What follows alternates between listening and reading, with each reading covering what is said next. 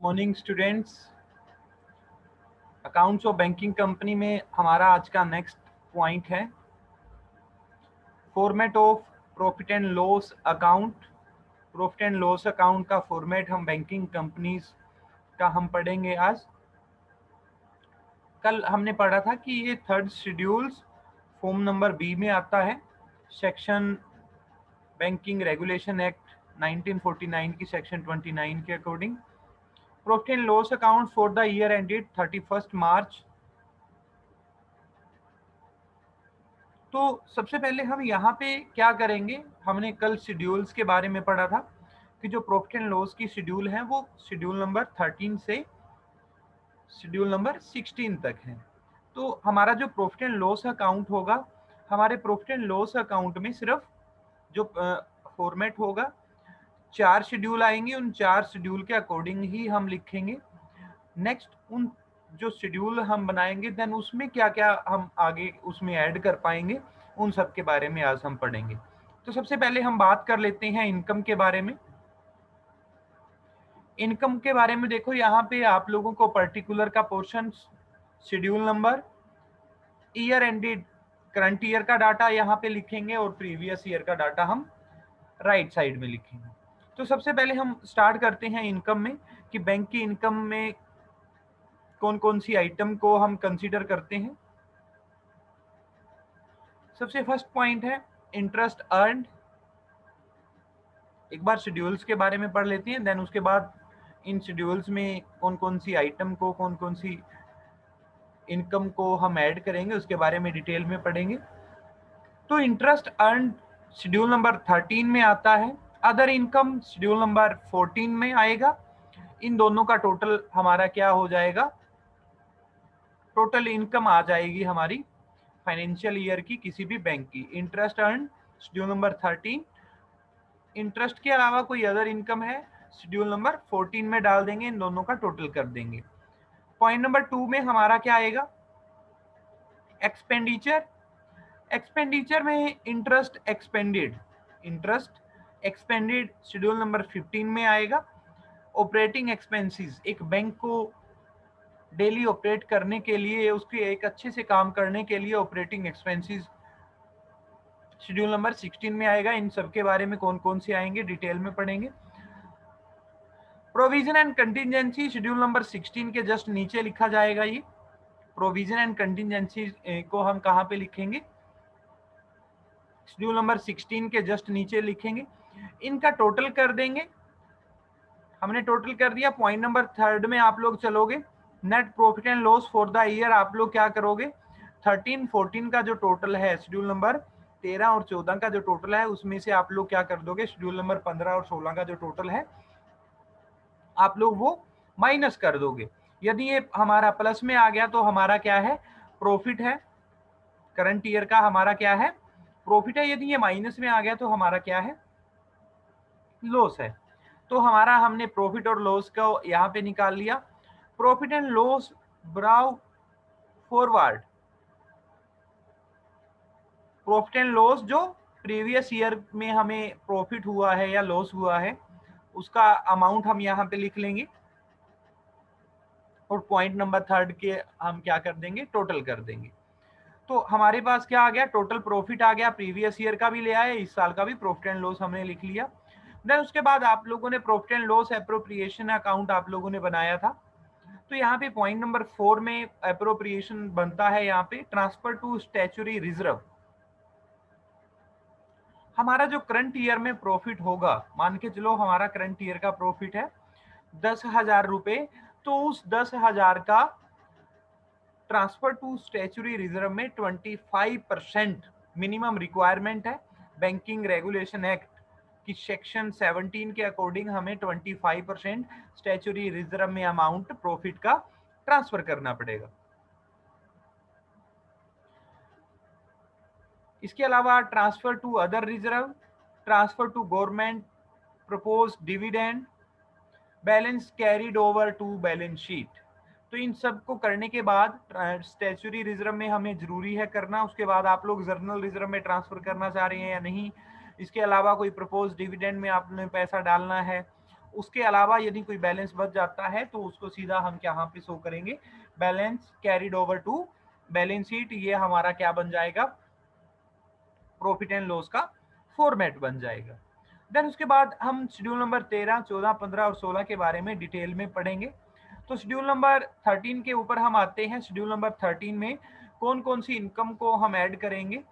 First one is schedule number, अभी जो हमने प्रॉफिट एंड लॉस का फॉर्मेट पढ़ा था उसको एक्सप्लेन कर रहे हैं एक एक शेड्यूल्स को। शेड्यूल नंबर 13 हमारी क्या थी, इंटरेस्ट अर्न। बैंक की जो मेन इनकम का सोर्स होता है इंटरेस्ट होता है। Interest on advance and discount on bill. Bank ने क्या कर रखा है, लोन दे रखा है किसी को, बैंक ने कोई बिल डिस्काउंट कर रखा है, उसकी जो इनकम है, उसकी जो इनकम है इंटरेस्ट का जो अमाउंट है हमारा वो यहाँ पे आएगा। बैंक ने कहीं इन्वेस्टमेंट कर रखा है, पैसा किसी कंपनी में कर रखा है, तो वहां से जो डिविडेंड मिलेगा, वहां से जो हमें डिविडेंड मिलेगा वो अमाउंट शेड्यूल नंबर 13 में लिखा जाएगा। Interest on balance with RBI and other interbank funds. आपने आरबीआई के पास आपके बैंक का पैसा रखा हुआ है या किसी दूसरे बैंक को आपने पैसा दे रखा है, वहां से यदि आपको कुछ इंटरेस्ट मिल रहा है तो वो अमाउंट यहाँ पे आएगा। इसके अलावा इंटरेस्ट का कोई और अमाउंट, इन तीनों के अलावा यदि कुछ और अमाउंट रहता है तो हमारा अदर में आ जाएगा। मेनली अदर्स में रेयर ही चांस है कि अदर में कोई पॉइंट आता है, इन तीनों के अंदर ही कंसीडर हमारा शेड्यूल नंबर 13 हो जाता है। तो इन सब का हम क्या कर देंगे, टोटल कर देंगे।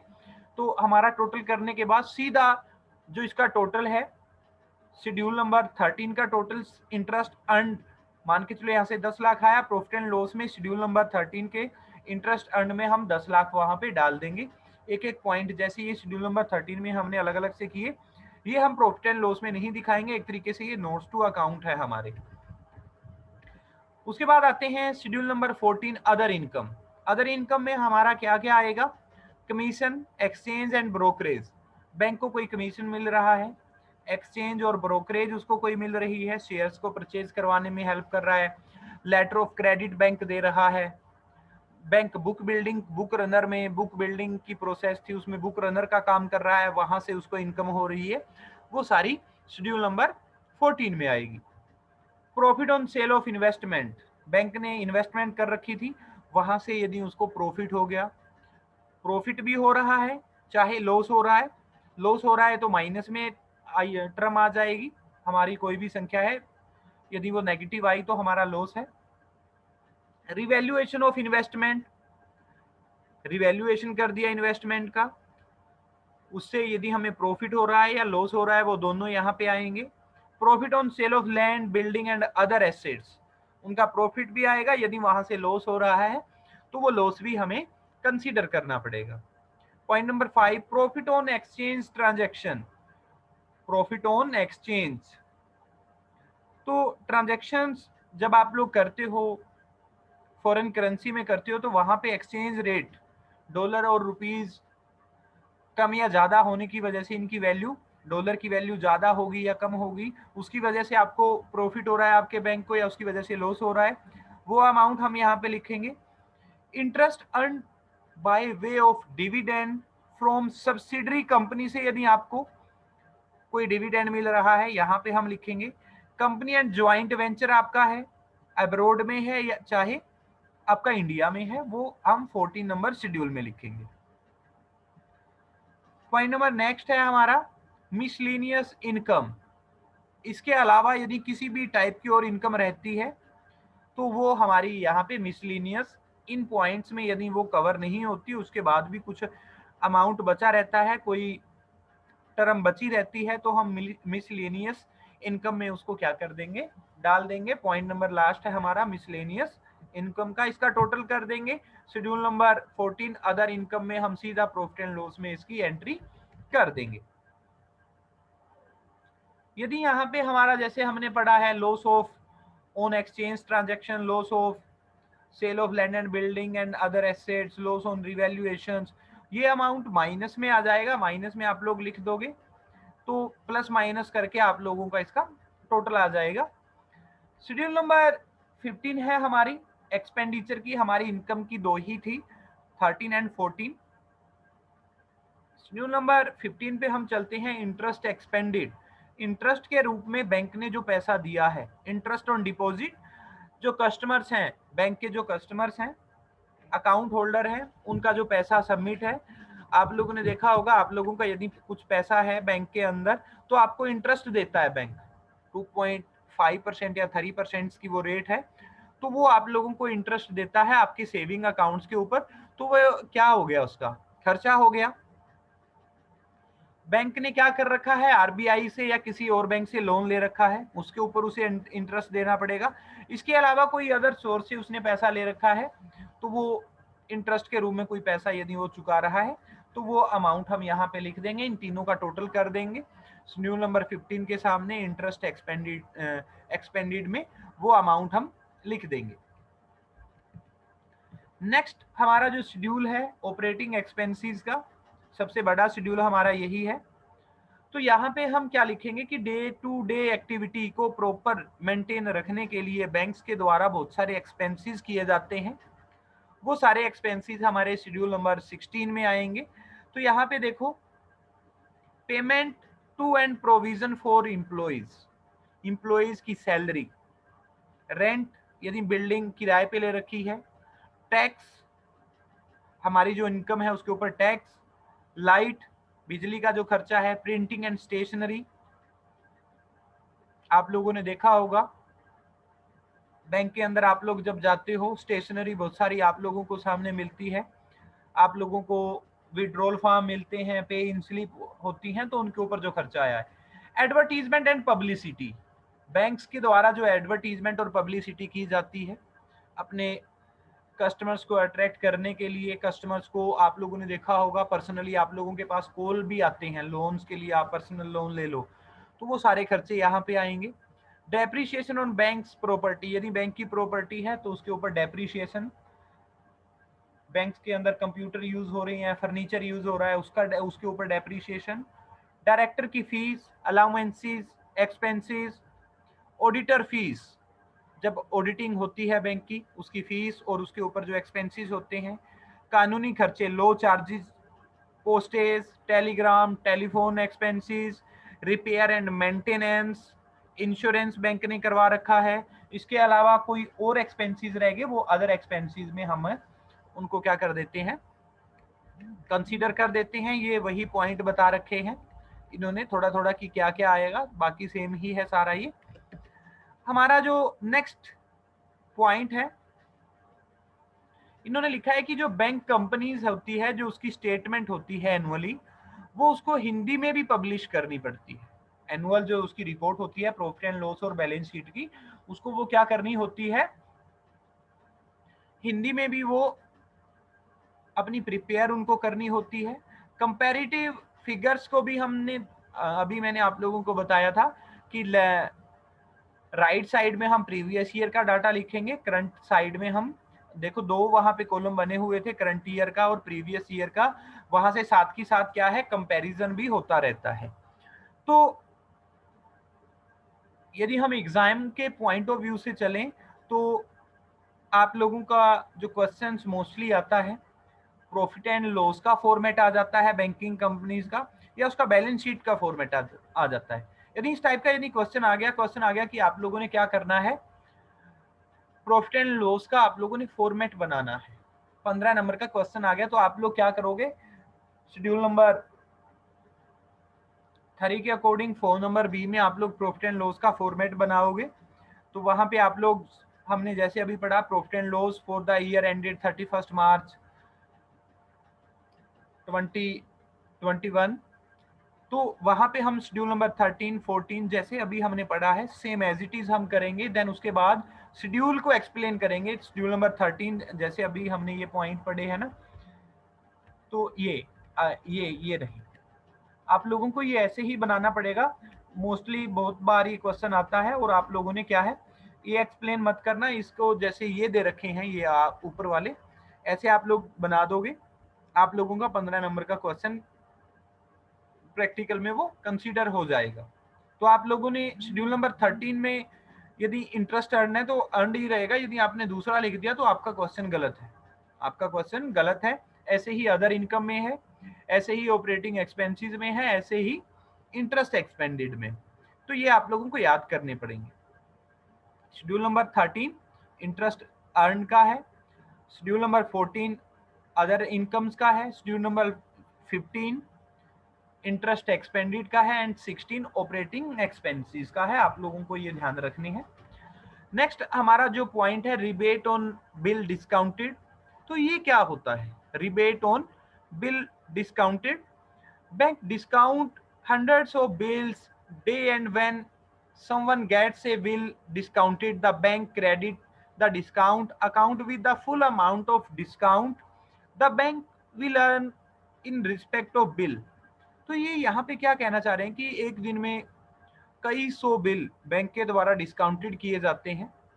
जैसे ही बैंक उनको डिस्काउंट कर देता है, फॉर एग्जांपल बैंक के पास एक बिल आया 10,000 रुपए का, तो बैंक ने क्या किया, उसके ऊपर अपनी डिस्काउंट काट के 9,000 रुपए कस्टमर्स को दे दिए, 1,000 रुपए बैंक की क्या होगी, डिस्काउंट के तौर पे उसकी इनकम होगी। तो 1,000 रुपए जैसे ही उसने डिस्काउंट किए, बैंक उसको अपने प्रॉफिट एंड लॉस अकाउंट में लिख लेता है। बैंक उसको क्या कर लेता है, उसी दिन अपने प्रॉफिट एंड लॉस अकाउंट में लिख लेता है, क्रेडिट कर लेते हैं कि ये इनकम होगी। बट वो पैसा बैंक को कब मिलता है, 3 महीने के वो बाद ही मिलता है 10,000 रुपए।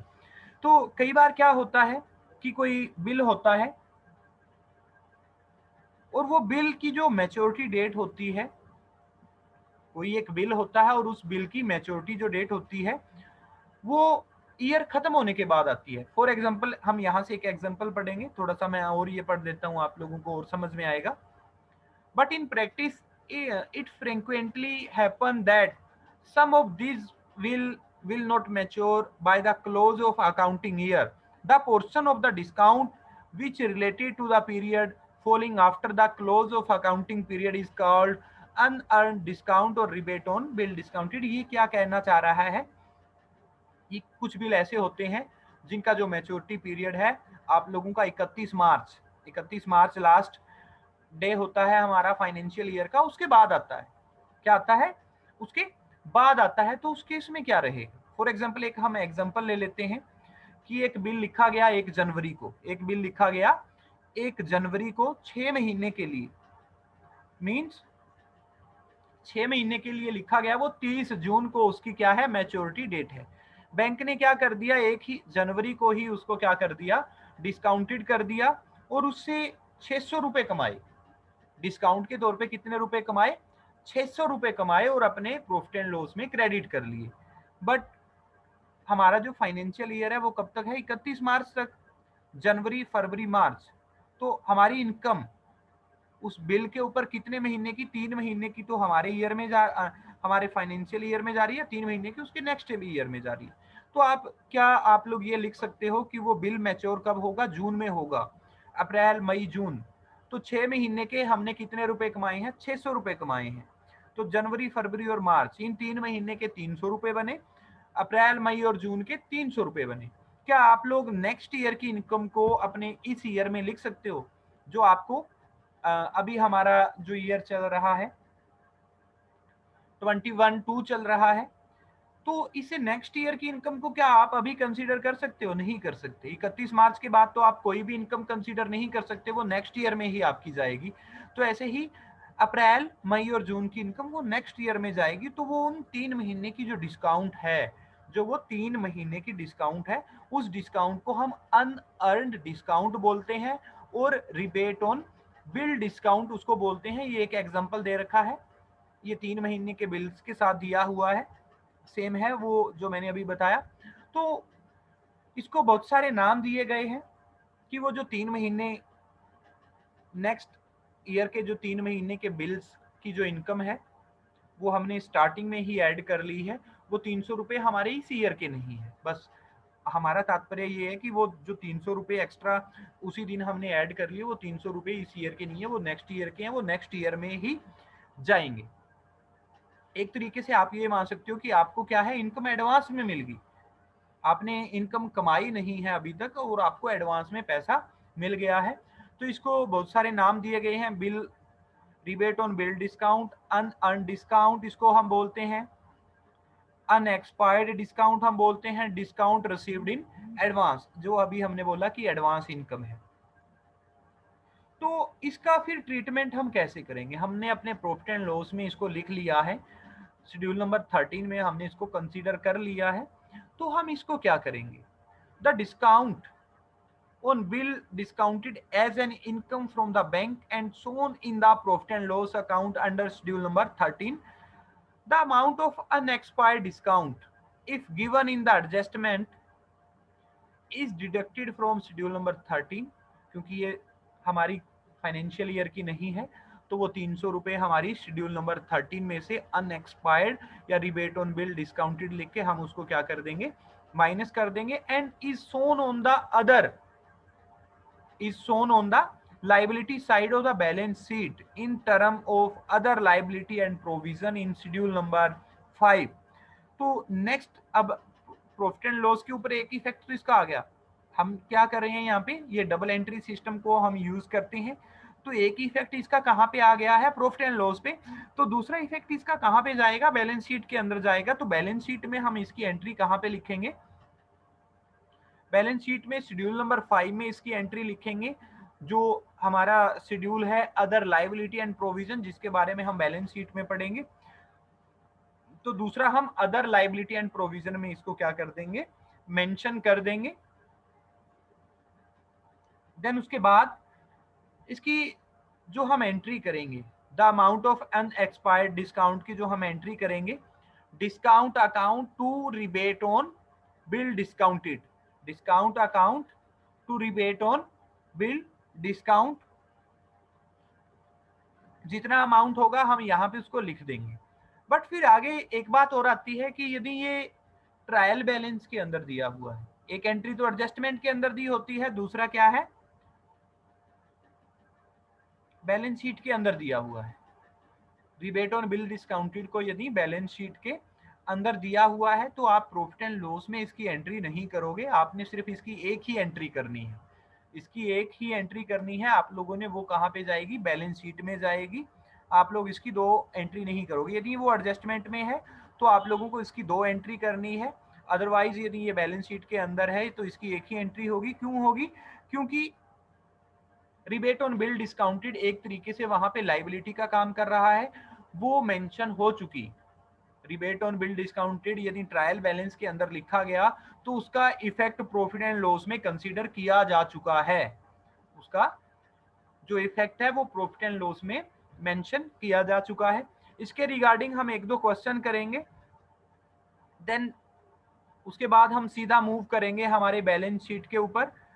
तो स्टार्टिंग में हम बैलेंस शीट का फॉर्मेट पढ़ेंगे, देन उसके रिगार्डिंग हम थ्योरेटिकल जो पोर्शन है वो सारा पढ़ेंगे। पहले हम इस चैप्टर का जितना भी थ्योरेटिकल पॉइंट ऑफ व्यू से ये चैप्टर हम करेंगे, देन उसके बाद प्रैक्टिकल क्वेश्चंस स्टूडेंट्स की जैसी प्रेफरेंस होगी हम उसके रिगार्डिंग इस चैप्टर को आगे मूव ऑन करेंगे। इस चैप्टर के अंदर हमारे ज़्यादा दिन नहीं लगेंगे, ये चैप्टर काफ़ी लेंथी है, ऐसा नहीं है कि मुश्किल मैं कह रहा हूँ, ये आसान चैप्टर है बट ये लेंथी है। आप लोगों को 1 से 16 शेड्यूल बनानी पड़ेंगे, 16 शेड्यूल बनाने के बाद फिर आपको बैलेंस शीट बनानी पड़ेगी, फिर आपको प्रॉफिट एंड लॉस बनाना पड़ेगा।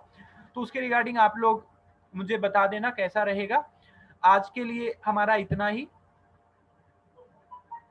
ओके, बाय बाय सभी को, थैंक यू।